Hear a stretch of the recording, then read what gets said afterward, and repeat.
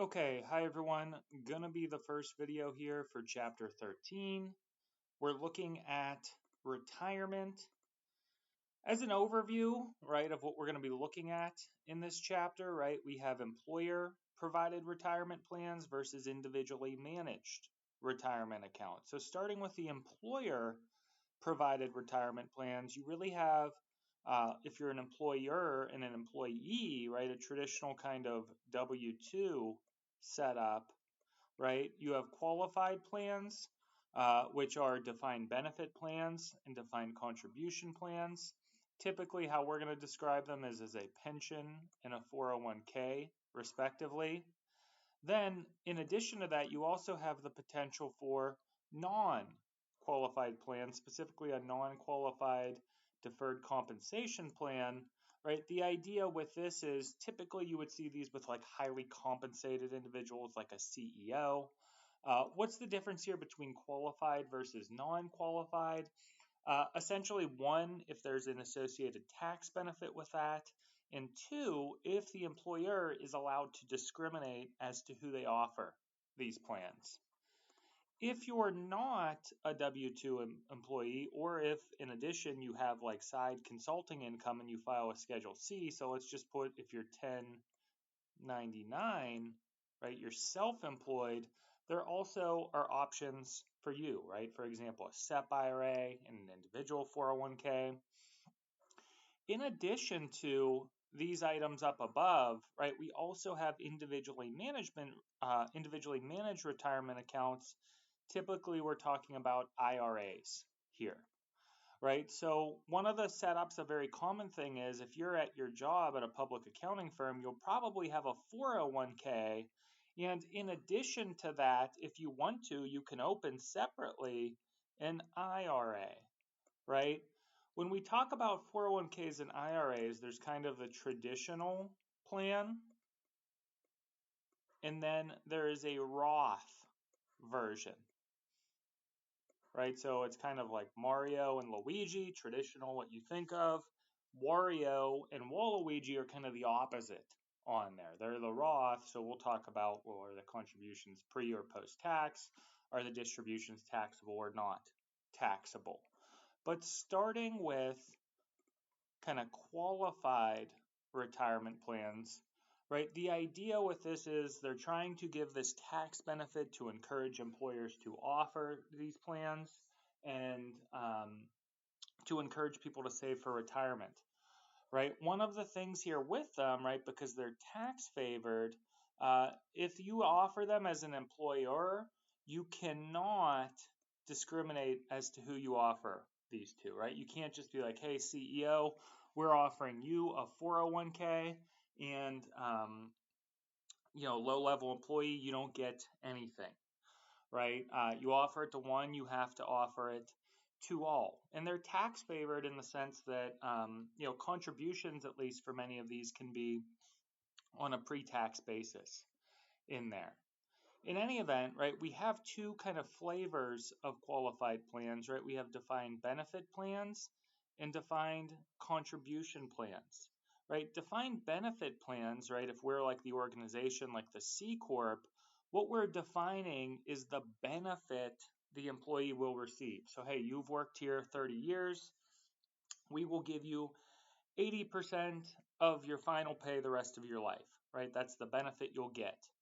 In distinction to that, under defined contribution plans, we basically define as the employer the contribution we're going to make each year. Hey, we will give you 4% of your pay into your 401k each year if you put in to there. It's much more of like we deal with it once and we're done. Whereas a defined benefit plan, employers are kind of on the hook for the rest of your retirement on that. So if we're starting with qualified plans and we're looking at a defined benefit plan, typically, right, what we mean here is a pension, right? And the idea with a pension is, right, you're working. Every year you put a little bit of money into that pension. Your employer will put money in there, and then all of that will go into the pension fund, right? At a certain point, you will vest in the pension, which basically says, hey, you have the right to receive the pension, whatever the calculated benefit that we calculate. And in this way, right, vesting can either be cliff vesting or, graded on there. If we're just looking at this case, right, it's a 5-year cliff because 1, 2, 3, 4, 5, bam, we get it, we qualify. One of the things here, if you leave early, right, say you were to quit here, you haven't vested yet.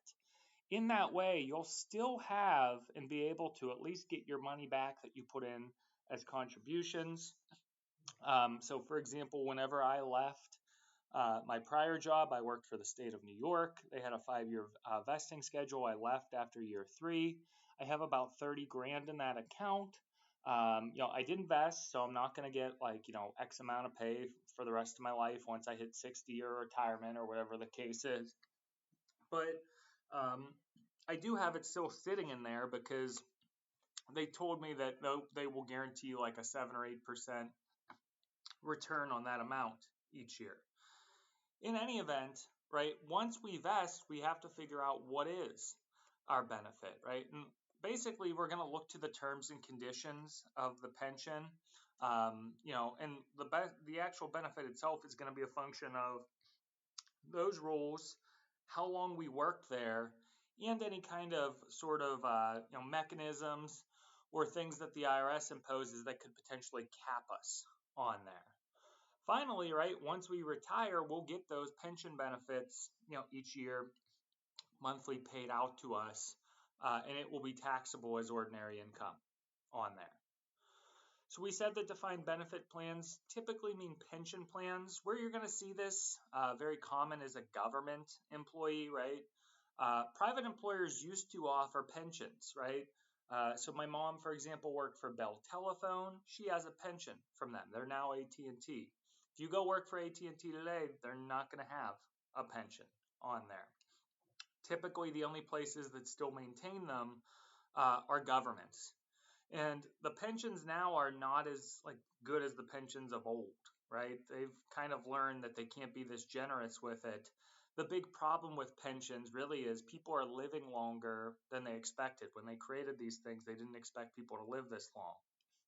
In any event, right, the pension benefit is normally based off some type of formula, which looks at how long you worked there in your highest pay. Whenever we're looking at your compensation or your highest pay, do be aware there's an annual limit on that. So $330,000. So hey, we might look at your last 3 years of pay. If one of them was 400,000, right, we're going to cap that at 330. Now this is obviously for highly compensated individuals, but there is a cap in there. And in addition, right, outside of that determining what the benefit is, there's also another kind of constraint on it. The maximum you're allowed to get is 100% of the average of the 3 highest years of consecutive pay, or 265,000. So let's look at 13.1 to give this some numbers. It will make more sense here when we examine it that way. Okay, we have a pension that says, hey, the benefit here is 3% for each year you work, and the terms and conditions are up to a maximum of 90%. We're going to base it off of your 3 highest years of pay. We have a taxpayer, right? They worked there 20 years. Their 3 highest years of pay was 293,000, right? So we must have looked at 1, 2, 3 on there. Added them up, divided by 3, and oh, by the way, if anything exceeded that amount, we were capped there. They then say, what is the annual benefit from the plan? Well, we worked there 20 years, 3% for a year, we're at 60%. We figured out our average 3 years of pay there, subject to the constraint, right? This kind of $330,000 amount times 60%. Hey, we're going to get $176,000 per year. If we then change the facts to 32 years, right, if you were to run the numbers, right, and you think, oh, put 32 in there, well, essentially you could, but the idea with this is per the terms and conditions, we're capped at 90% on there. So you run the numbers, 293 times 90%, we're at 264. Here, 264 is still less than that kind of second cap right here, that 265,000. So we have kind of cap 1, which comes into play when we figure out the average, cap 2, which comes into play when we look at the actual payout of the pension. Now, we talked about vesting, right? Vesting basically means you qualify for, you own the pension, right? That amount we calculated. And in this framework, right, you have kind of two types of vesting, like cliff vesting, where you get it all at once, whereas it's kind of graded vesting, as you'll get it incrementally over the years. So an example of cliff vesting might be, hey, at the end of 5 years, you're 100% vested.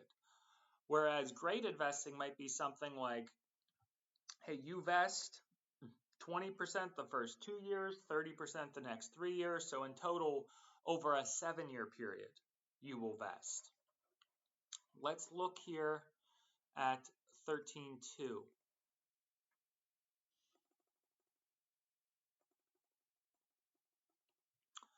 Okay, an employer, they use a 7-year graded vesting schedule for a pension, right? We have a guy who worked there for 4 years. He earned 60, 65, 70, and 75.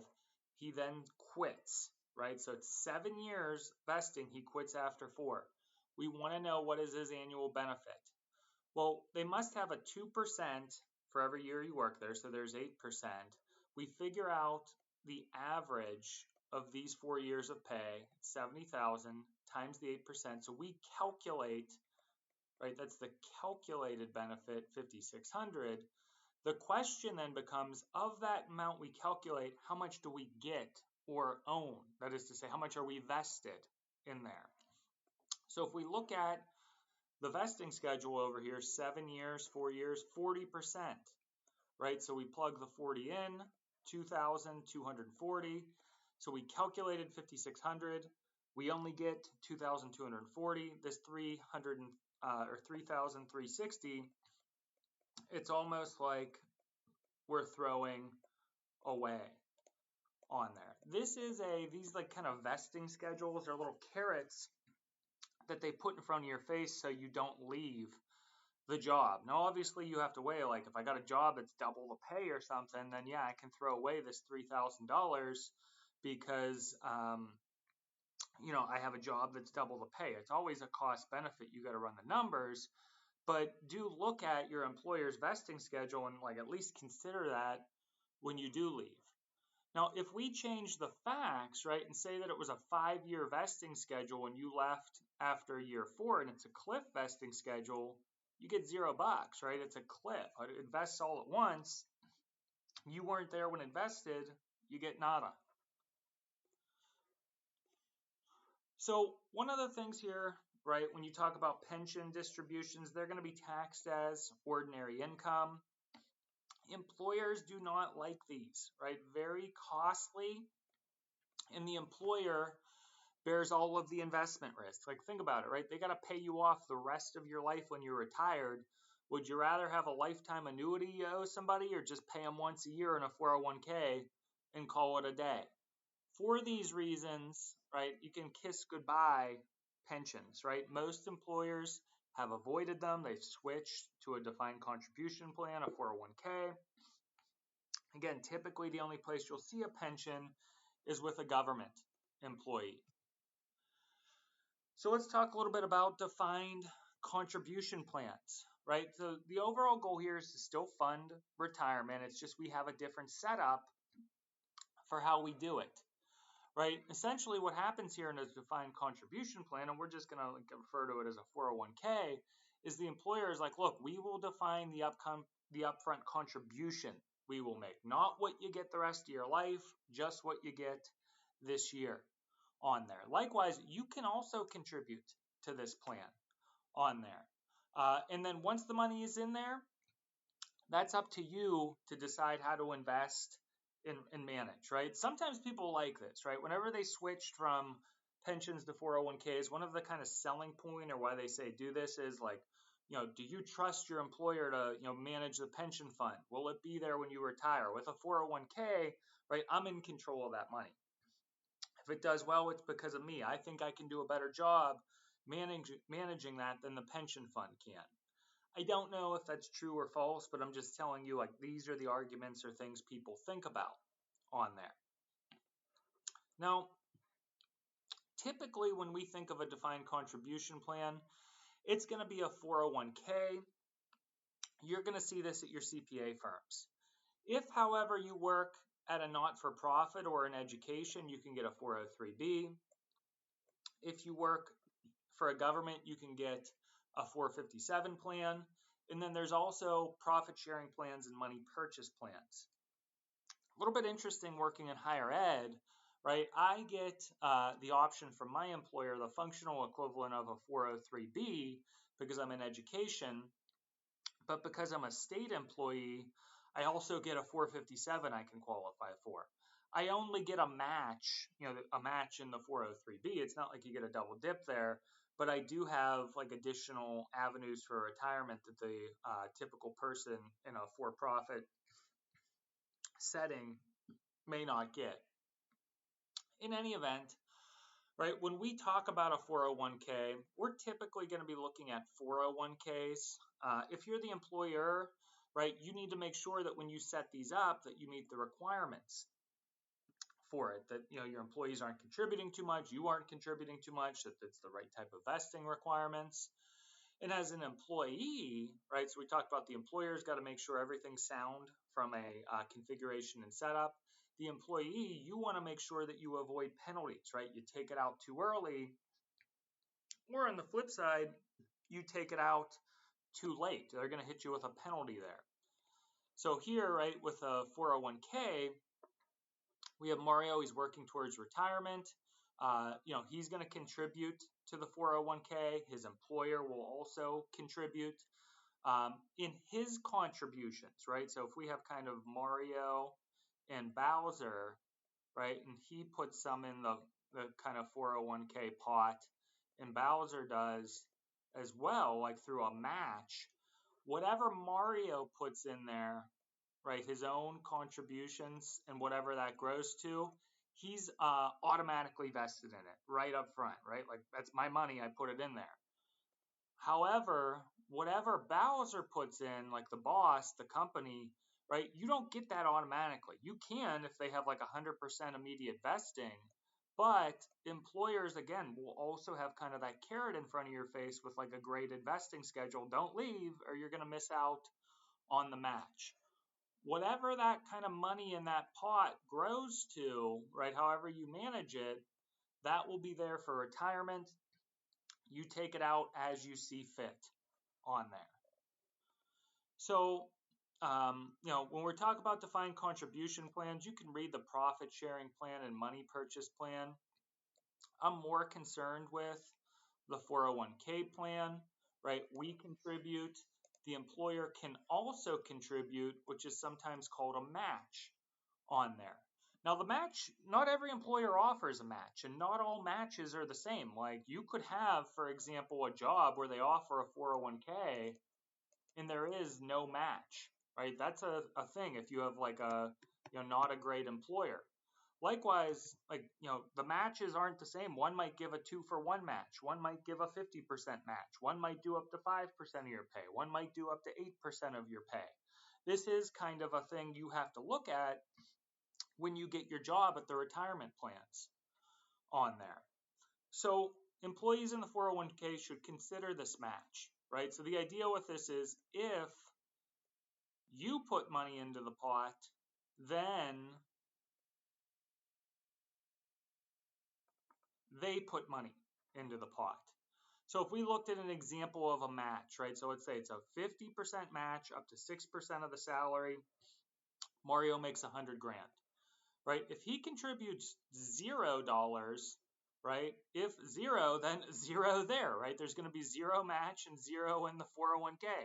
it's not uncommon that people like get their job and they just either totally ignore the 401k or fail to contribute. If you do this, it's like you're effectively throwing away free money, this match on there. If he contributes 3K, right, and it's a 50% match, then there'll be 1.5 that comes in from Bowser. There's 4.5 in that pot. If he contributes 6K, then he's going to get a 3K match, right? 6K, 50%, up to 6%. So like anything over 6%, he's not getting a match on. For there'll be 9K in the pot in there. But you could see, right, if you fail to contribute, you put 0 in, there'll be 0 match.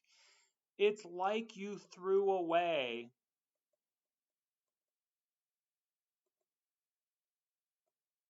that $3,000 in there. That's the maximum match you could get at a minimum, right? When you get your job, right, at a minimum, you want to at least contribute to max out that match. I know it's like minimum, maximum.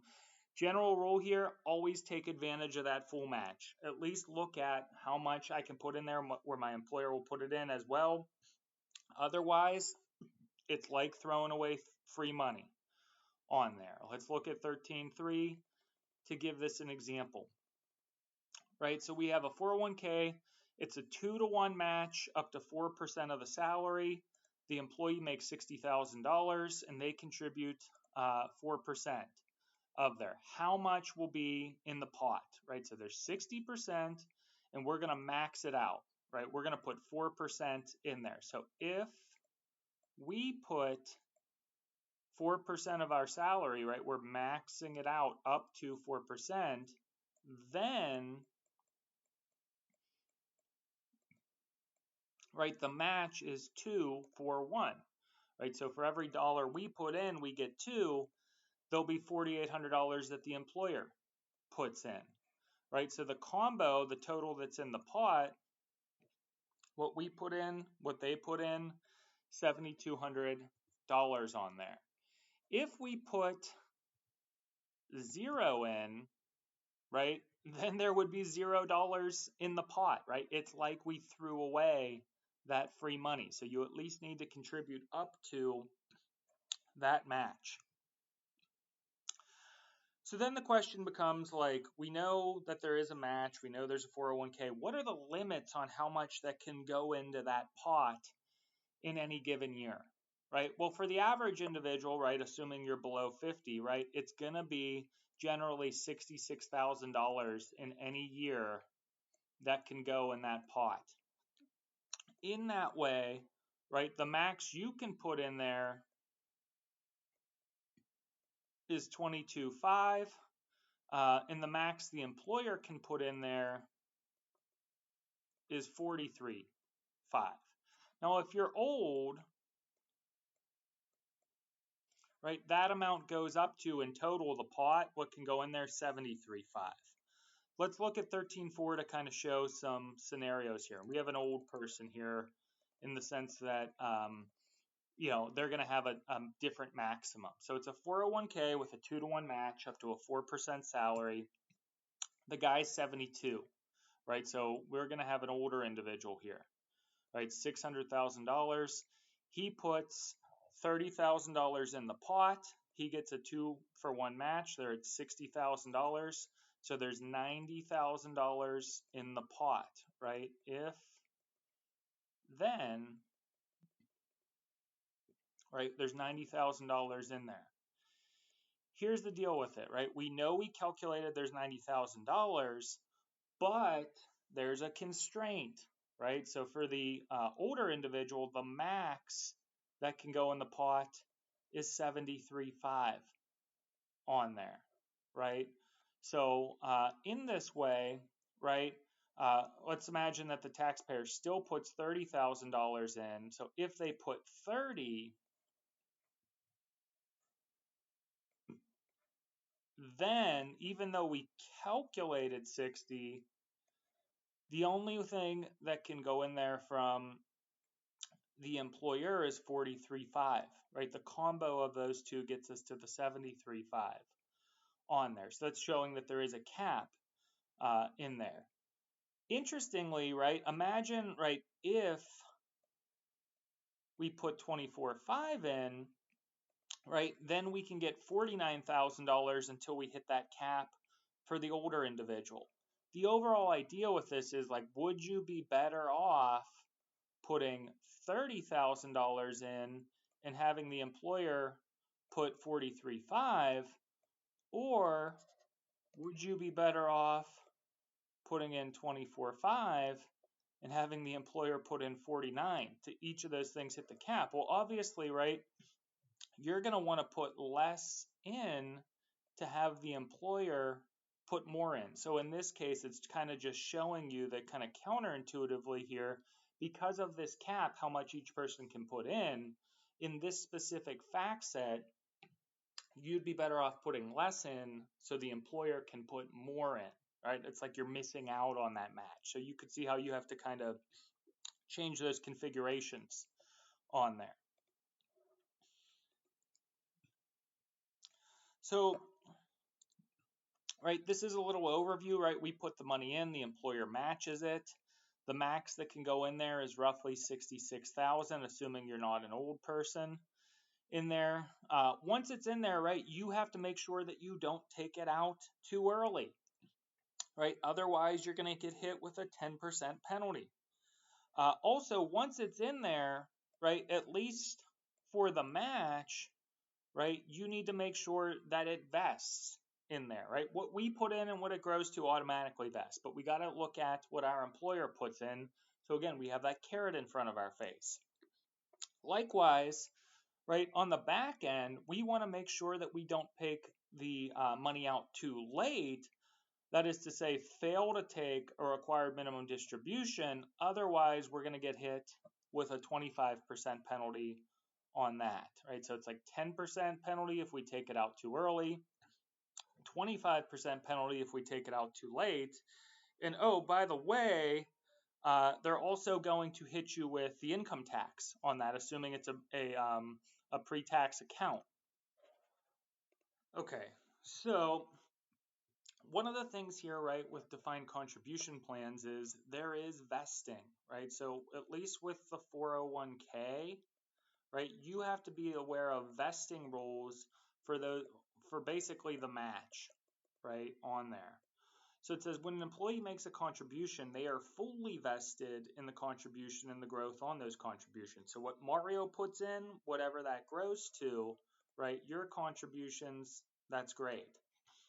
However, with regard to the match and growth on that match, there's a vesting schedule, right? Again, we can have, kind of a cliff vesting schedule or a graded vesting schedule, right? You can see this kind of zone of nothing.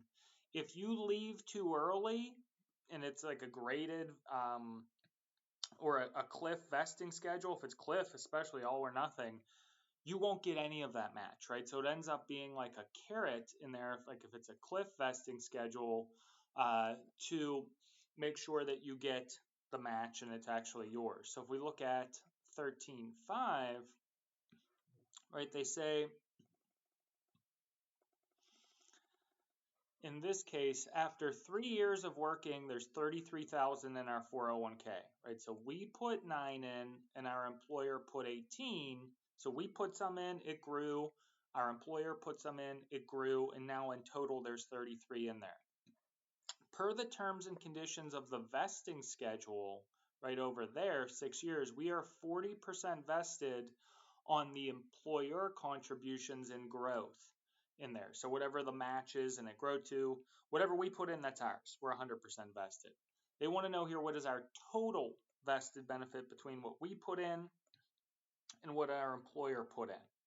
So as a starting point, right, we put in 9, and in total there has been 27 put in between those two, so 33%. It is now worth 33,000, meaning 33% of that, that's kind of represents what we put in. I'm just going to put what Mario put in. We're 100% vested in that. If there's 33,000 in there and 11,000 is from us, Well, then the remaining 22 must have come from like Bowser or our boss or our company in there. In that 22 from Bowser, we are 40% vested, namely 88 $100. So in total, right, we have the 100% vesting in what we put in and what it grew to, plus the 40% we're vested in and what our boss or our company put in. 19.8 in total is our total vested benefit there. Now, one of the things, right, typically with a 401k, right, is you're going to get a deduction or an exclusion up front. So you get the smiley up front on it.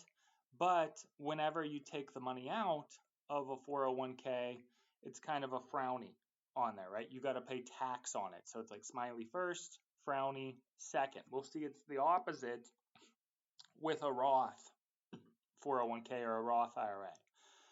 And in this way, right, once it's in there, you got to make sure, right, that you don't slip and fall on the first banana, right? Like you're like a baby and you take it out too early in there. The idea with this is, again, it's taxable. Whenever you pull the money out, you got to pay income tax. But if you pull it out too early, you're going to pay a penalty on it, a 10% penalty if you take it out before 59 and a half, unless you're 55 and retired or let go. In short, right, if you take that money out now, like say you work at your job for 3 years and you quit, and you're just like, I'm going to cash out my 401k, you're going to pay 10% penalty plus income tax on that. It's probably going to end up being like a third, like 33 or 40% you pay on it. So if you stay at your CPA firm for a few years and you have 10 grand in there, and you're like, oh, I don't feel like dealing with this, rolling it over, I'm just going to cash it out. You have 10 grand. By the time you pay the tax and the penalty, you probably have 6 grand for it. You can look at that after tax item there. Here's an example of somebody who leaves too early. Right, so we have a person who retires at 60 and they get a distribution from their 401k, right? They're going to have to just pay normal tax on that, 19.2 on there, no penalty. They took it out, at the appropriate time. If they're 57, however, right, and again, the cutoff here is generally 59 and a half unless you're 55 and you're retired or let go. But here, right, so I'm going to be like retired or let go. So here, 57, not retired and let go. They pull out the 60,000. They're still going to get hit with the tax liability, but there's also a 10% penalty, right, on that amount. 60,000 times 10%, 6,000 on there. The last one is they're let go at 57. They'll have the liability, but no penalty there because it's the retired and let go amount. On the flip side, right, you don't want to be like the old guy or girl and take the money out too late. That's another banana peel you could flip on. In other words, they have something called required minimum distributions, RMDs, that say, hey, you have to start withdrawing from your pension basically at the later of when you're 73 or when you retired. And I meant 401k there. You have to start taking out of your 401k. In this way, you have to take the first RMD no later than April 1st of the year after which it pertains, and thereafter, subsequent RMDs by December 31st. Right, so if we have a guy who's 73 and he retires, his first distribution must be by 4/1 year 2. The second one must be by 12/31 year 2. Well, then the question becomes, we know when you have to take the RMD by, right? What the criteria are.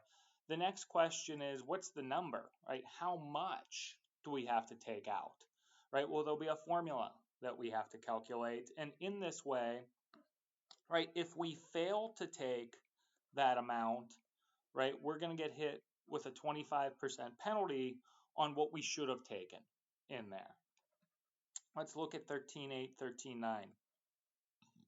And again, if this was tested on the exam, all these tables I would give you. So do be familiar with the tables. I don't expect you to memorize them, but I do expect you to know how to use them. So we have a guy who retires at 74 in 2023. When must they take the first RMD? Well, 4/1 of the next year. Same facts. They tell us the 2022 year-end balance, we have 3.5 million in the account. The thing here says, what is the initial RMD? So we talked about when. Now we're going to try to put a number on it. Well, it's the prior year ending balance times, we go to the chart, right? Age of participants 74, applicable percentage 3.92 on there, right? So this is the amount that we have to take with that first distribution.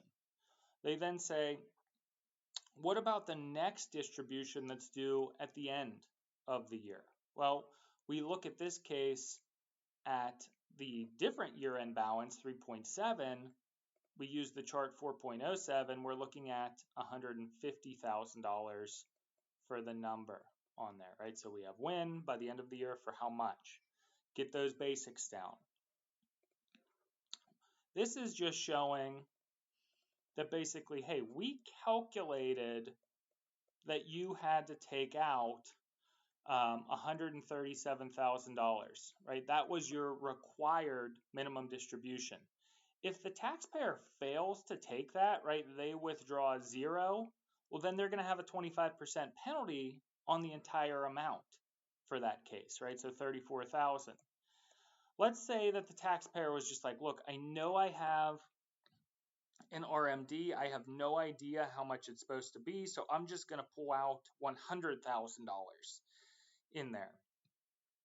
In that way, right, we like the RMD, what we should have taken out was 137.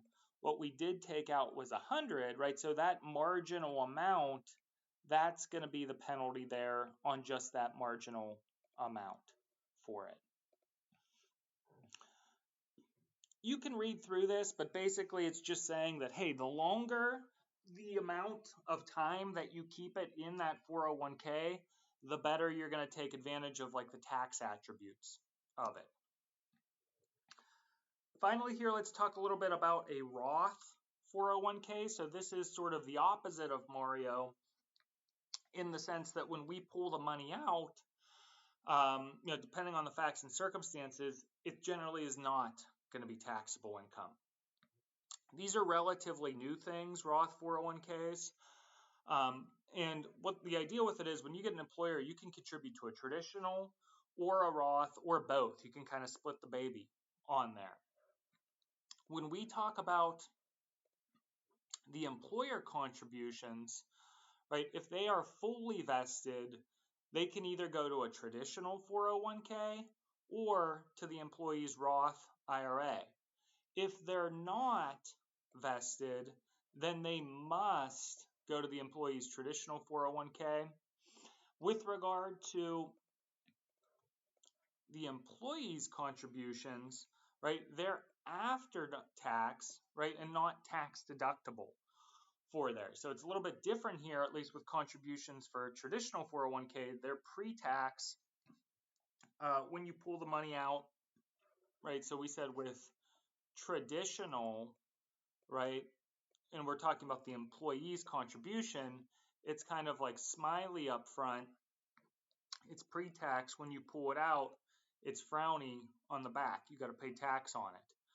Under a Roth 401k, and we're talking about our contributions there, it's kind of frowny up front, right? They're after tax. We don't get the benefit.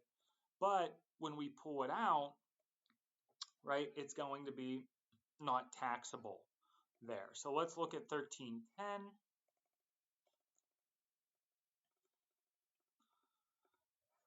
An employer offers a Roth or a traditional. Let's just say that we enroll in the Roth. It's 4% of our $60,000 salary. So, hey, there is $2,400 that we want to make as a contribution. If there's a 22% marginal tax rate, right, what do we need to put in there if we want to actually have it end up being $2,400. So you could run this little equation, right? The before tax cost equals the after tax contribution minus 1 minus the tax rate on there.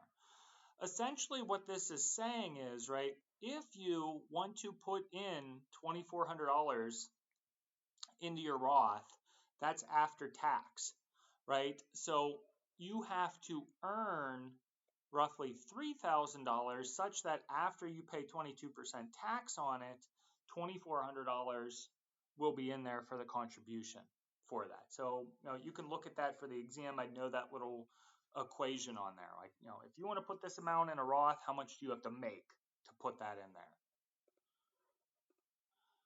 Now it says qualified distributions from a Roth are fully excluded from income, right? That's why we said it's kind of like a smiley on the back. So what is a qualified distribution?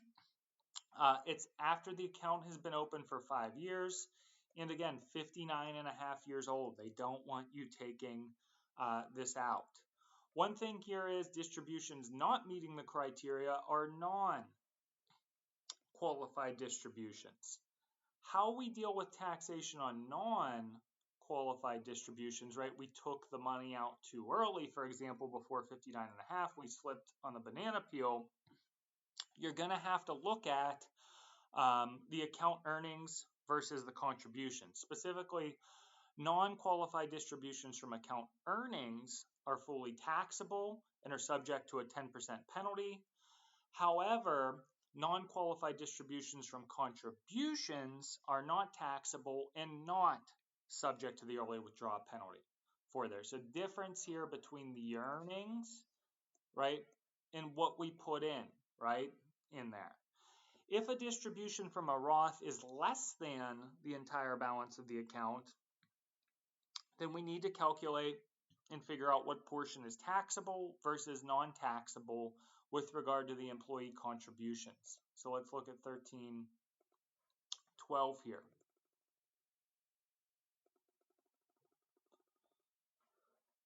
Okay, so it says, assume the same facts as before. At the end of year 6, we take out $1,000 from our Roth 401k. There's a $3,800 balance in there, and we have a marginal tax rate of 24%. They want to know what is the tax and penalty on non-qualified distribution, i.e. we took this money out early.